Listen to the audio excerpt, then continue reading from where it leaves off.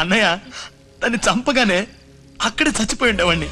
కానీ చావలేకపోయాను. ఎందుకంటే నాకు అమ్మ నాన్న ఎవరు లేరు కదా. నాకు అన్నీ నువ్వే కదా అన్నయ్య. నన్ను కంటికి రెప్పలా పెంచి పెద్ద చేసింది నువ్వేగా. నీలాంటి అన్నయ్య నాకు ఇంకో జన్మలో దొరుకుతాడు లేదో నాకు తెలీదు. అందుకే చివరిగా ఒక్కసారి నిన్ను చూసి వెళ్ళాలని నేను ఇంత దూరం వచ్చాను. నన్ను వదిలి వెళ్ళిపోకురా. నేను చూశానన్నయ్య, నేను చూసేశాను. ఈ జన్మకి చాలు. నేను పోతానన్నయ్య, నేను పోతాను. నాకు ఇది వద్దన్నయ్య, నేను పోతాను అన్నయ్య, నేను పోతానన్నయ్య. చెప్తే వినరా? వద్దు, పోయాడే.